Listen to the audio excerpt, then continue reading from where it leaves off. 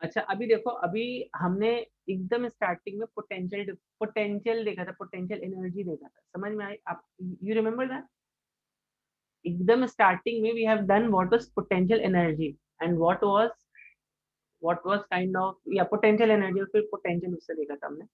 तो potential energy क्या था बच्चों?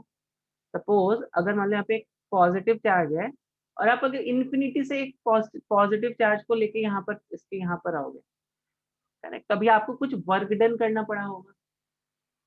यस और नो? वर्क डन करना पड़ा होगा कि नहीं? वर्क डन करना पड़ा होगा इस पॉजिटिव चार्ज को इन्फिनिटी से यहाँ तक लाने के लिए। करना पड़ा होगा वर्क डन कि नहीं करना पड़ा होगा? ऑब्वियसली करना पड़ा होगा ना, ना है ना सर ये बच्चों? नया टॉपिक है क्या, पावर? या पावर। तो अगर आप इस चार्ज को इन्फिनिटी से यहाँ तक लेके आते हो एट अ डिस्टेंस आर पे, तो आपको यहाँ पर कुछ वर्क डन करना पड़ा होगा बच्चों, करेक्ट? ठीक है, तो यही तो मेरी पोटेंशियल एनर्जी थी। ये जो वर्क डन हुआ आपका, यहाँ पे जो वर्क डन आता है, ठीक है, यहाँ पर आप इन्फिनिटी से जो उसको यहाँ पर लेके आए, कुछ वर्क डन हुआ। This work done is told as, in fact this work done is same as change in potential energy of the system। ठीक है, अभी मैं यहाँ पे साइन वाइन कुछ नहीं, I am not putting sine and all that, वो आप देख सकते हो चेंज हो रही है कि कैसे चेंज हो रही है। ठीक है, तो ऑब्वियसली यहाँ पे मैंने बताया पोटेंशियल एनर्जी जैसे जीरो होता है, यहाँ पे मैंने क्या बताया था? पोटेंशियल एनर्जी लेस देन होता है कि ग्रेटर देन होता है? पॉजिटिव पॉजिटिव के केस में क्या होगा? लेस देन जीरो और ग्रेटर देन जीरो। देखते कितने बच्चों को याद है। Less than less zero. Than zero. Less than zero होगा।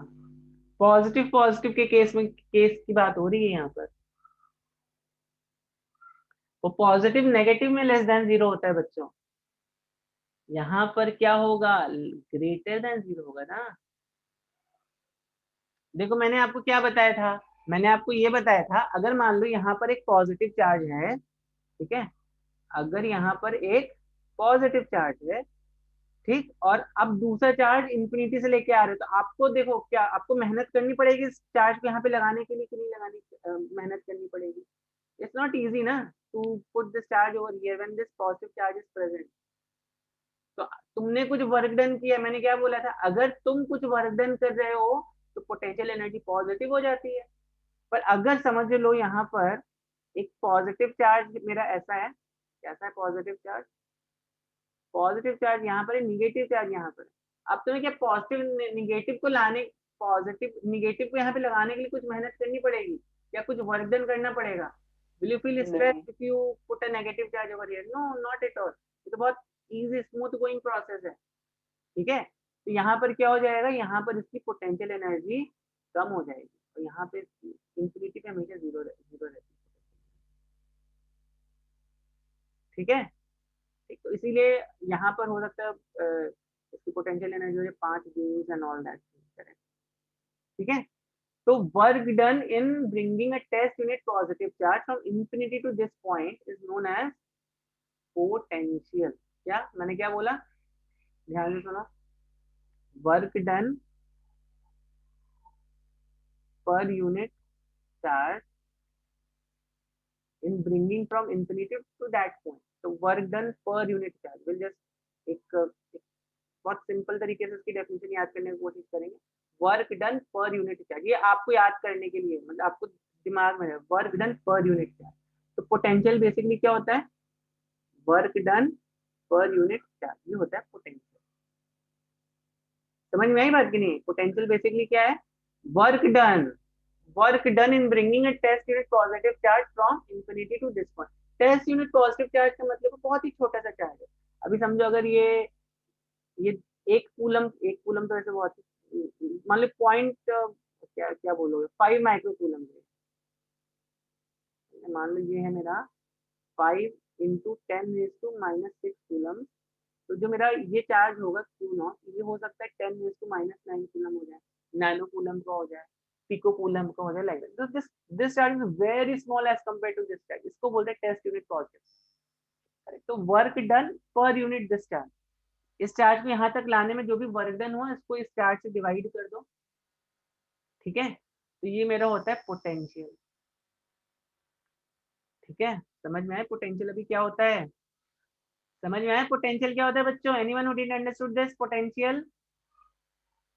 तो पोटेंशियल देखो यहाँ पे चार्ज का यूनिट क्या है? कूलम्स है। वर्क डन का यूनिट क्या है? जूल्स है। तो पोटेंशियल का यूनिट क्या होगा? जूल्स पर coulomb. This will be the unit of potential. ठीक है, अब चलो सर्किट में देखते हैं क्या चल रहा है। यहाँ पे मेरे पास एक सर्किट था, काम में सर्किट ना, एक सेकंड, यू सीइंग सर्किट बच्चों? ठीक है, तो इस सर्किट में अब इस चार्ज को मूव कराने के लिए आपको कुछ वर्क डन करना पड़ेगा कि नहीं करना पड़ेगा बच्चों, बताओ मुझे। इस चार्ज को यहाँ पे मूव कराने के लिए कुछ वर्क डन करना पड़ेगा कि नहीं करना पड़ेगा? यस करना बच्चों, पड़ेगा जल्दी उसको। करना पड़ेगा ना? हाँ। Sir, that work done is equal to 9 volt, no? Yes. हाँ नहीं, that work done is not 9 volt. मतलब यहाँ पे work done in bringing that small charge from infinity to this point would have been 9 volt. But यहाँ पे हमें ऐसा नहीं सोचना है, हमें ये सोचना है कि भाई ये जो यहाँ पे जो चार्जेस मूव कर रहे हैं, क्यों मूव कर रहे हैं? ये बैटरी कुछ इसमें वर्क डन कर रही होगी, है कि नहीं? यहाँ पे जो चार्जेस आपको, या अगर मैं इलेक्ट्रॉन्स का फ्लो दिखाऊं यहाँ पर, इलेक्ट्रॉन्स का जो फ्लो हो रहा होगा यहाँ पर, ये बैटरी तो करवा रही है ना इन इलेक्ट्रॉन्स को मूव। बैटरी ही तो इन इलेक्ट्रॉन्स को मूव करा रही होगी, कुछ वर्क डन करा रही होगी ना बैटरी एक्सटर्नल सर्किट पे। ठीक है, यस और नो? और कितना वर्क डन करा रही होगी बैटरी, वो अगर हमें पता चल जाए तो हमारा काम बन सकता है पावर का। देखो कैसे, अब यहाँ पर समझने की कोशिश करो इसको। तो इसको थोड़ा switch खोल देते हैं। तो हाँ चल गया। तो अभी हमें क्या पता चल गया? Potential is basically what? Work done upon this thing. अब समझो, अभी आपको पोटेंशियल मालूम है बैटरी का, और आपको मालूम है चार्ज। मान लो अभी तुम्हें मालूम है कि भाई इस क्रॉस सेक्शन से, everyone is able to see this, one note का स्क्रीन। अब आप अभी तुम्हें क्या मालूम है भाई Yes. कि इस इस क्रॉस सेक्शन से मान लो क्यू अमाउंट ऑफ चार्ज आ रहा है, करेक्ट? और इस क्रॉस सेक्शन का पोटेंशियल डिफरेंस कितना है? वी है। ठीक है, अभी तुम्हें क्या मालूम है कि इस रजिस्टर के अक्रॉस, समझो रजिस्टर के अक्रॉस पोटेंशियल डिफरेंस कितना है? वी है। ठीक है, रजिस्टर का एग्जांपल लेते हैं, ज्यादा अप्रोप्रिएट है। ठीक है, रजिस्टर के अक्रॉस पोटेंशियल डिफरेंस वी है, और क्या है? Charge entered is Q, Q naught is the charge entered, V is the potential difference and Q naught is the charge that is entering. तो क्या तुम ये नहीं बोल सकते हो कि यहाँ पे जो वर्क डन होगा वो कितना होगा? वी बाई क्यू नॉट होगा कि नहीं होगा वर्क डन? हमें पोटेंशियल डिफरेंस हम मेजर कर सकते हैं, और करंट वरेंट हम चार्ज मेजर कर सकते हैं, कितना चार्ज यहाँ पर एंटर हो रहा होगा every every per unit time, whatever time we are taking. ठीक है, ओके चलो, अभी एक काम करते हैं। अब बहुत इंटरेस्टिंग काम है वो। अब हमें क्या करना है? अभी हमें क्या करना है? ये तो मेरा वर्क डन आ गया, इसको क्या कर दो? डिवाइड बाई टी कर दो। क्या कर दो इसको बच्चों?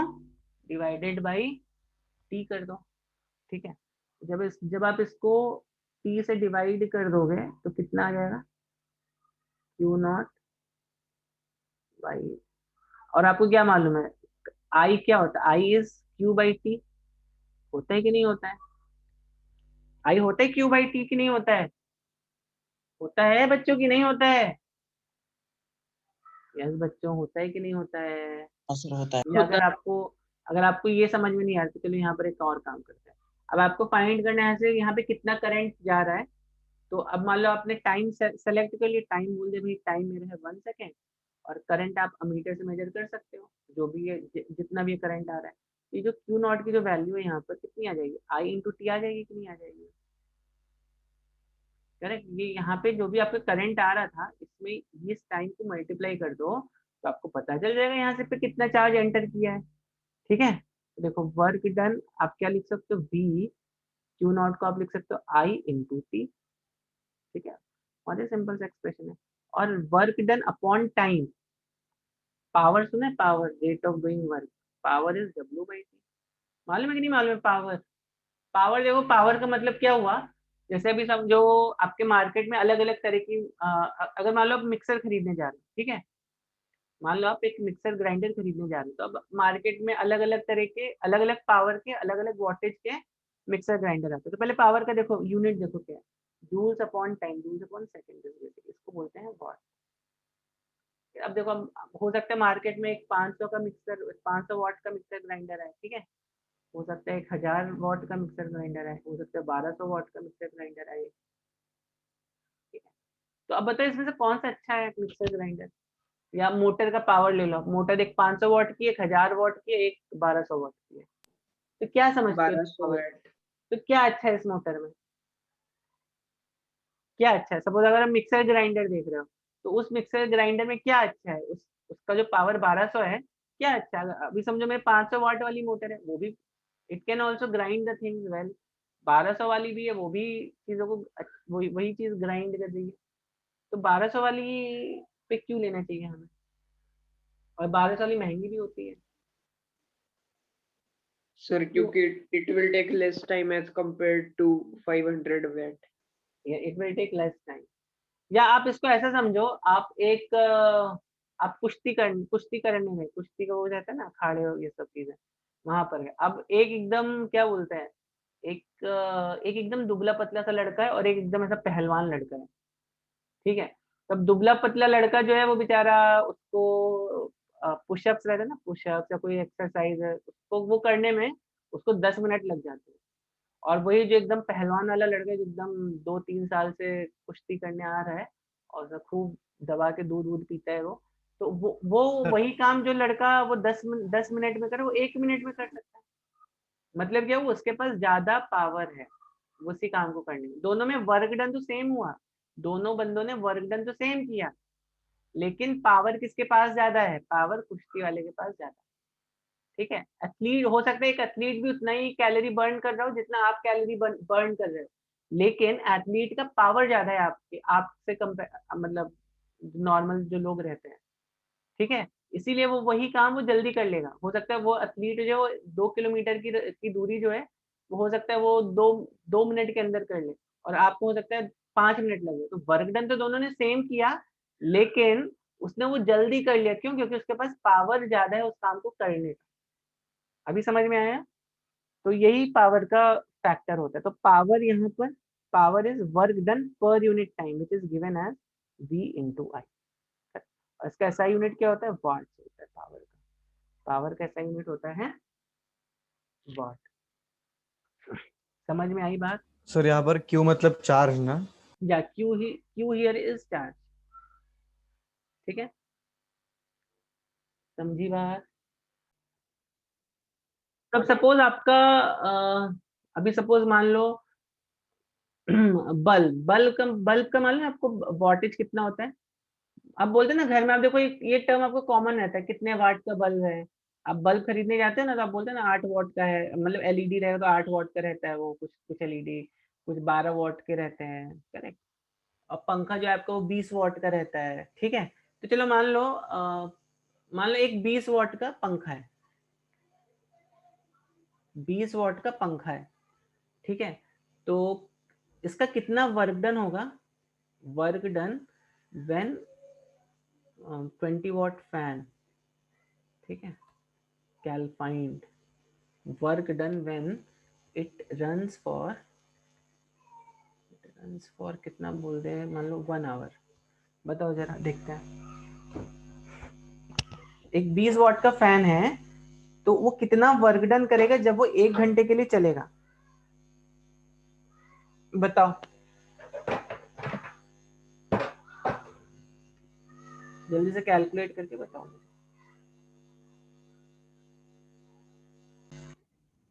20 वाट का मतलब हुआ 20 जूल्स एवरी सेकेंड,